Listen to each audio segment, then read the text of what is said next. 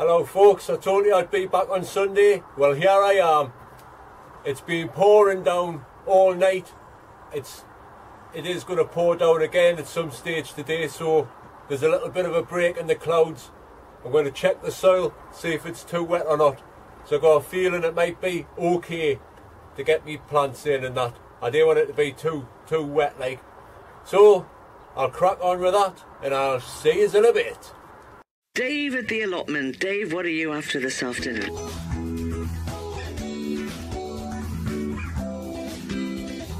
Still cracking on at the allotment?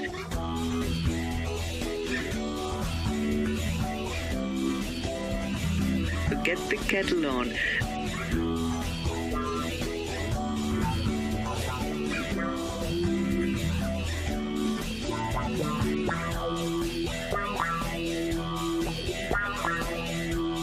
It's Dave at the allotment. See you in a bit.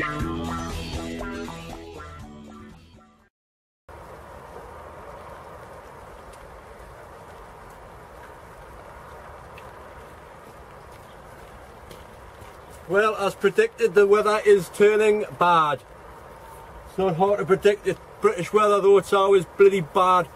But I have managed to dig over a little bit where I want to put my sweet corn.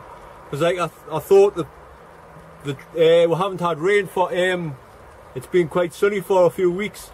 Not much rain like here, like, so it's just soaking straight into the ground.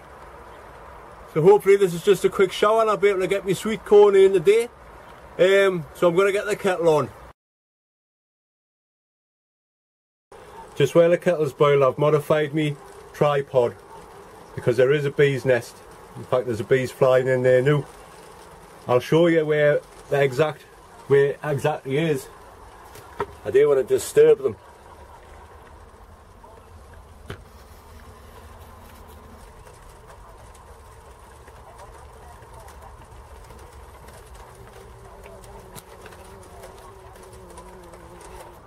What sort of bee is that, folks? I hope it's just a bloody solitary thing. There's only a few bees. Anyway, it's enough of that. Kettle on, because the radio program's on now. Well, while the sun's shining for a bit and it stopped raining, I'm going to get these sweet corn in. I'll tell you about it later.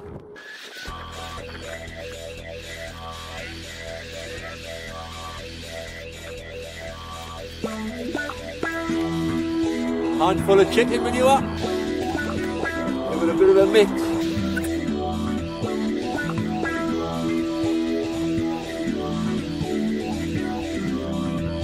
Nice roots on there.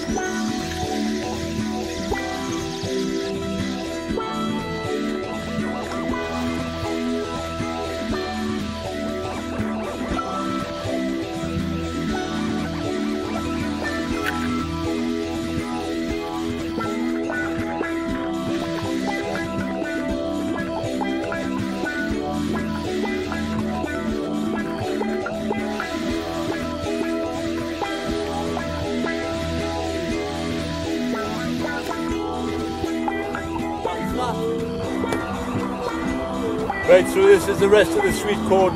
It's the ones that I started in the greenhouse a few weeks, about 6 weeks ago. So I get these out.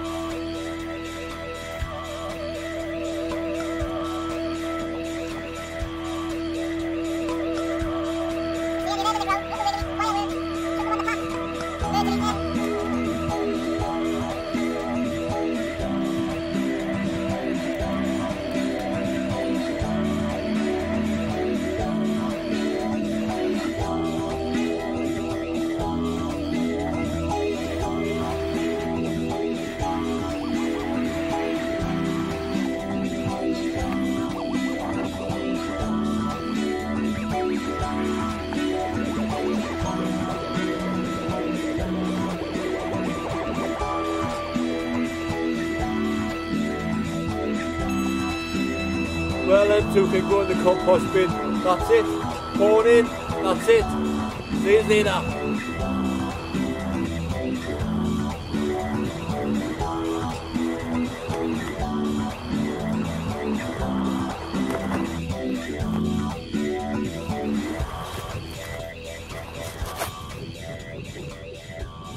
Well, it's onwards and upwards. The weather's turned out nice now, so it's time to get these leaks in. These pre-dibbed holes using the old fid, sorry. So these should be easy. These should be easy to take apart. Give it a good watering. Let's just separate them into manageable clumps without breaking the roots.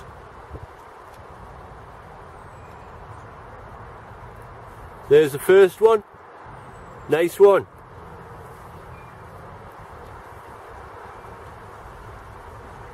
In the hole. Fill it up.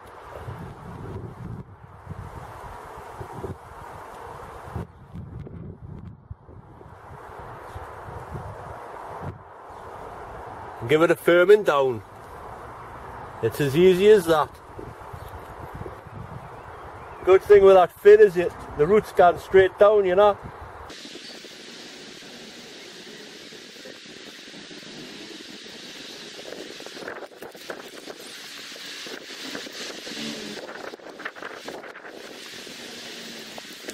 So I'll crack on with them, get this line done, and get the kettle on. Oh hey, I've been busy all day. I haven't even had time to film, and this is only my second cuppa since 11 o'clock. It's 5:30 now, so that's a world record for me. Gotta make most of this sunny weather anyway. While I'm here, I'd like to just say thank you to all my new subscribers. I'm overwhelmed with how many I'm actually getting now. And it's all great. Thanks very much, and everything, commenting, liking, subscribing. I do read all the comments. Sometimes I don't get the reply because it just takes too long. But I eventually will reply to everybody's comments. So thank you very much for watching. Thanks for subscribing. It really does mean a lot. In fact, this morning I was looking through my comments quickly just over the weekend, because when I'm in Throckley I don't go on YouTube or Facebook or anything, so I was just having a quick catch up, and I noticed a couple of the comments, quite a few of them actually, are talking about my allotment rent and how it's scandalous. Well, it is scandalous. We have tried to go the allotment association route before, but out of 41 allotment plot holders, only 10 people voted yes, so that's that. I just let that siren go past. I didn't think, in fact, it's gone the other way. Aye, so it's a pity, because someone commented saying, what about the likes of Ray, you know, he has to pay the same.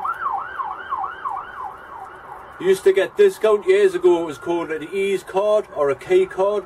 You know, pensioners or unemployed people could get that, and they would get 50% reduction off the allotments price. But back then it was only 26 quid, 30 quid, you know. Now, well, 3 years ago they scrapped that idea, so everybody has to pay full price, no matter whether you're a pensioner or not. Now I've already know that there's one old bloke from the allotments on the other side of the road there.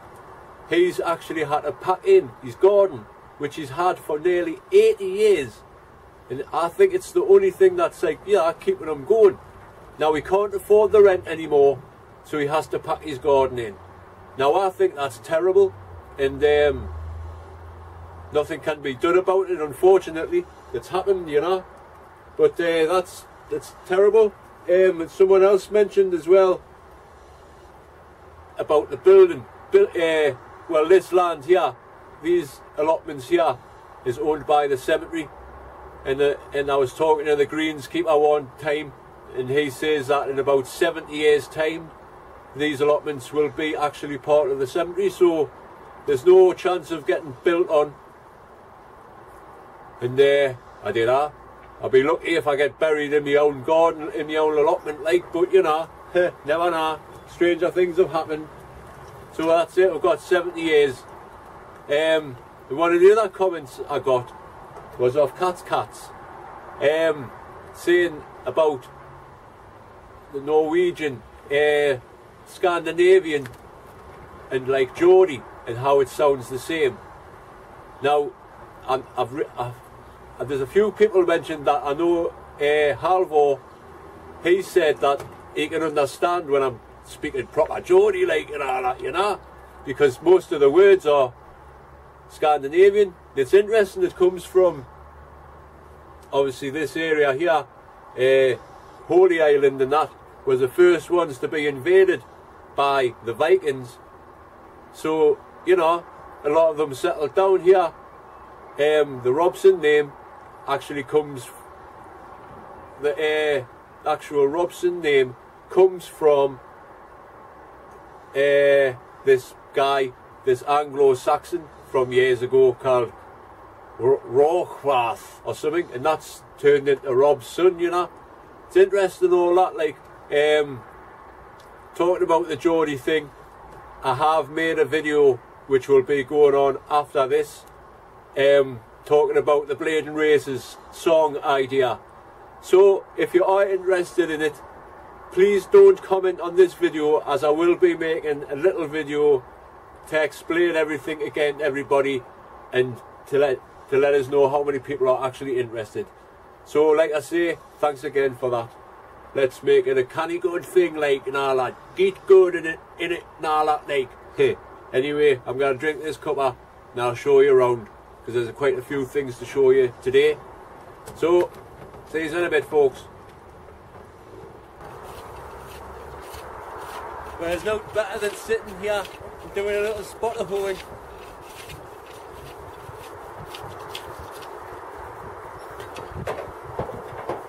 Oh, knocks your back, like, you need to stretch your legs.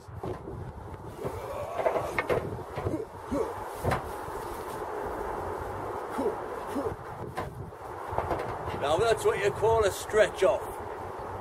See you in a bit.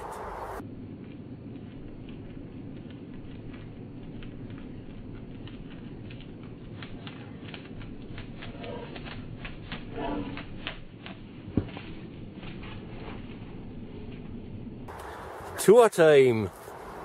Right, I'll show you around this bit quickly. Let's take the strap off there. Now remember that clematis, Montana. There it is there. It's grown leaps and bounds. I'm still getting plenty of rhubarb, so there's been plenty of rhubarb crumble for everybody. I've had a bit of a tidy up round here. Oops. You didn't see that.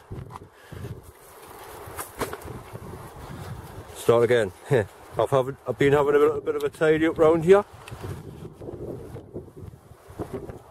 That rutabaga is coming on canny.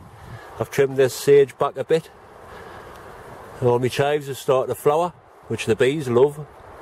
I've had loads of bits off it. You know, you can only eat so much. What else? Oh, my cherry tree. Look at all these cherries.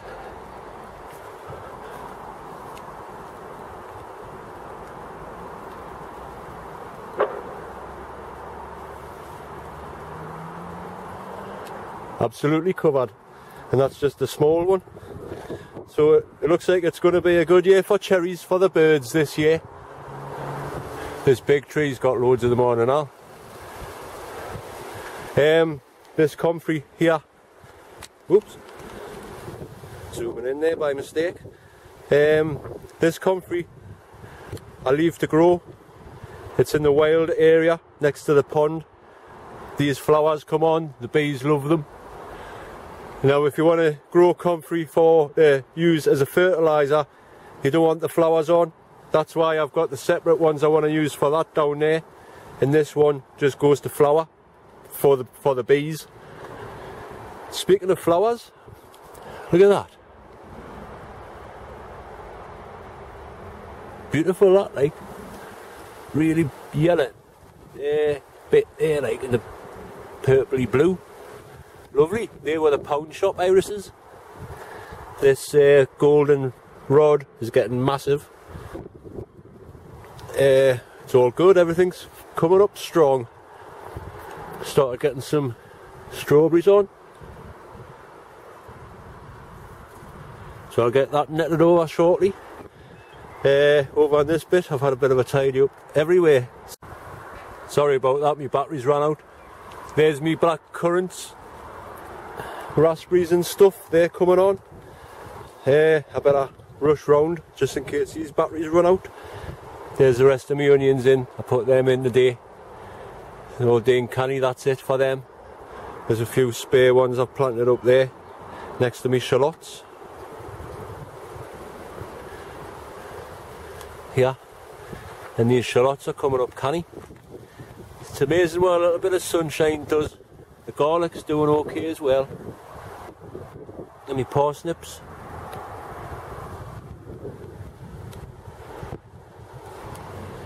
Are doing fine. Get the weeds out. Get these weeds out, especially that. You don't want that. There's tail.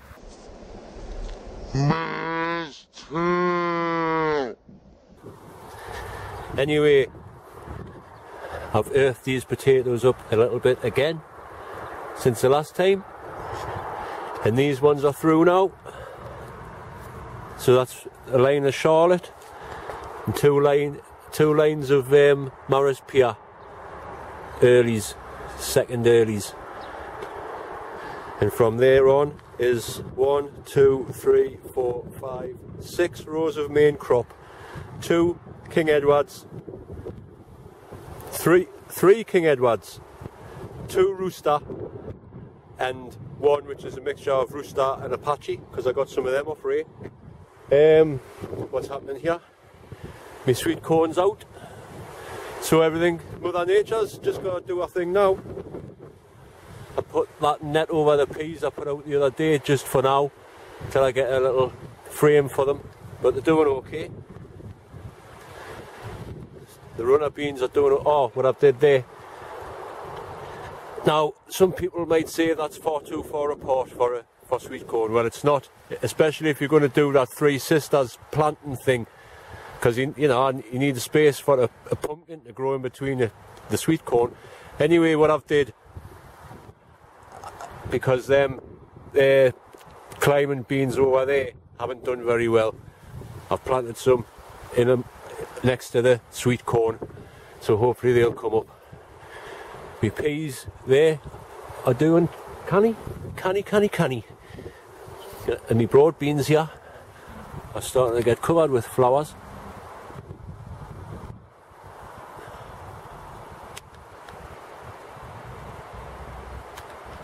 Which the bees love, and I love to eat the beans because they're lovely. Anyway, carry on. There's all my leeks in. Got 20 leeks, that's all I need, like. They weren't too many. Now look at these irises now, man. Lovely them, like. Getting a load on. So that here's a little tip for you: if you've got some irises which haven't flowered for years, dig them out, put them somewhere else, and you'll get loads of flowers on. So that's what I did, and it's worked. Right, the spinach. How can I get up here? Through here. That spinach is growing. The kale's growing as well. Can you see that?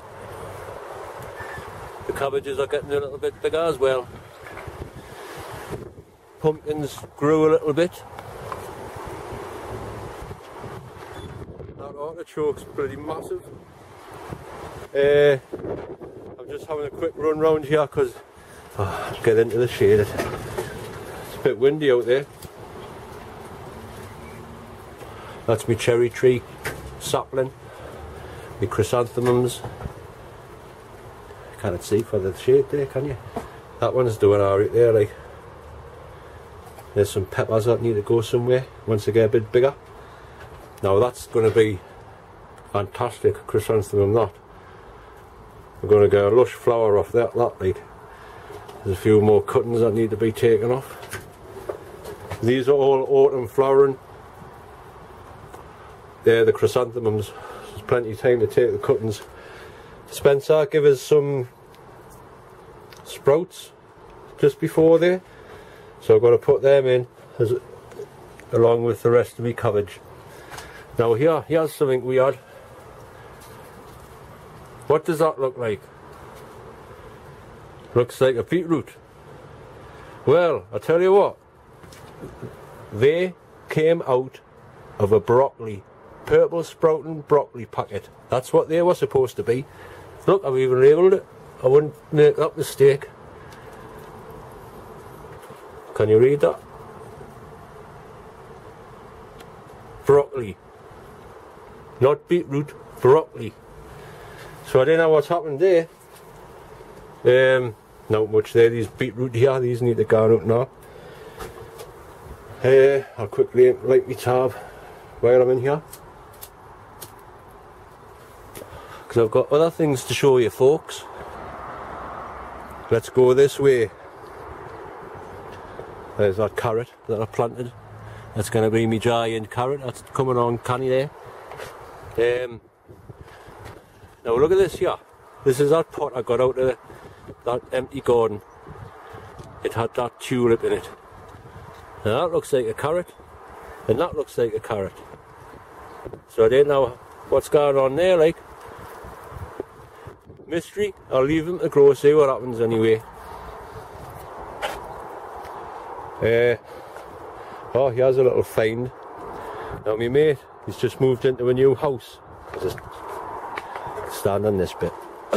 He's just moved into a new house, and he says there was all these were left in the wash house, in the hydroponics things. Whoever lived in the house must have been doing some naughty things, but they've left them all in there. That's spot on, that. I wish I had them a bit earlier on. I could have put my tomatoes in there, but there, reservoir there. I've got 4 of these. So next year, that's where my tomatoes are going. In them. Canny good, like, canny good. Now in the greenhouse. Let me get that door sorted out. There's my tomatoes. I've got 8 plants. Alicante. I've been giving them good water, and they've got the first truss on there, so I'll start giving them a feed of comfrey next week, and it's once a week when they've got the first truss on, twice a week when they've got the second truss on, and 3 times a week, so on and so on, when they've got the, until every day you've got to feed them just about. I put one of them giant onions in here as well because I've got a little bit of space. Might as well use it up. Use it up. Gotta use it up. Gotta wear it out. Anyway, that's that. Is there any grapes yet? Is there any grapes yet? Let me see. The vine's just doing what it usually does. Hi, here we're going, look. There's a bunch there. Now, I can see already here, there's another bunch. and that's growing too close to that bunch. So this smaller bunch is coming off, because you only want to concentrate on one bunch. There's a little one coming off there as well. One bunch of grapes to each vine bit. That's what I've been doing, and it's worked so far for me. There's another one. So I'm gonna have, there's another one. They're all over, man, they're all over. Grapes all over. So I'm gonna have an abundance of grapes again this year, folks. Probably the most northerly bunch of grapes in England. If anybody can prove us wrong on that, let us know. I'd be interested to find out if anybody has got grapes further up northeast than this. So folks, like, oh no, wait there. Ha, I'm getting ahead of myself, man, I'm getting ahead. My peppers. They're growing quicker now that I've planted them in here, and it gets really hot in here, like. There's my sunflowers. That one's the biggest. Just potted them on, give them a bit of a head start. Now I tried a little experiment the other day with this comfrey dust stuff, the powder. I put some in some water. The water's not very clear because it was just out of the water, but as you can see there, I shake it up. It's not actually dissolving into the water. It's just it just lies as sediment, but it is floating around there. So you could probably, I don't know, I'll have to wait until I do the experiment. But I think a 2 litre bottle to each plant with one, because I only put 1 teaspoon of comfrey dust in a 2 litre bottle of water, just to see what was going to happen. But anyway, that's something for the future. Once again, folks, thanks for watching and thanks for subscribing. I thought that was a B, but it isn't. See you on the next one, folks, and I hope the sun stays like this for as long as it can, so everybody can get some things grown and everybody's crops look fantastic. So, see you later, YouTubers. Catch you in a bit. Well, I forgot to show you something. Now, remember when I was on about the history of the allotment and all that, one of my subscribers has commented about archaeology and that. So, maybe you know something about this. Laughter, I think your name is. I'm not too sure. Sorry if I've got the name wrong, but whoever was on about the archaeology, these are the bits of flint. Massive, man. They were dug up from the garden, along with this, which is iron ore, smelted iron ore, like remnants. Because I used to watch Time Team, and I know what it is. Anyway, that was dug up near these. Now this has been chipped off because I did try to do a little bit of flint napping when I first got into that, but it's too hard. But if anybody does know anything about this, how much is it worth? How much is a bit of flint like that big worth? Can I sell it? Or anything like that, you know, it'd be interesting to find out. Because I haven't got a clue. I just know that they were dug up. And they make a ringing sound. Something to tap them with. You can't really tell there, like, but they make a ringing sound. So that's that. If anybody knows anything more about that, that would be interesting to find out, and great. Thank you very much. Right, just before I go, I've got my tune top on, so I'm going to give you a little bit of the Blaydon races, just to let you know how it's going to go. I've got it wrote down because I tell you what, some people's going to find it hard because I don't even know what some of the words mean. But we'll give it a shot anyway. Like I say, I've wrote it down because I'm a bit rusty. But here we go. Diddle-a-din, din, din, diddle-din, din, din, din. I went to Blaydon races, was on the 9th of June, 1862 on a summer's afternoon. I took the bus from Bambra's and she was heavy laden. Away we went along Collingwood Street, that's on the way to Blaydon. Whoa, me lads, you should have seen us scanning. We passed the folks upon the road just as they were standing. And lots of lads and lasses there all had smiling faces, gathered along the Scotswood Road to see the Blaydon races. Thank you very much.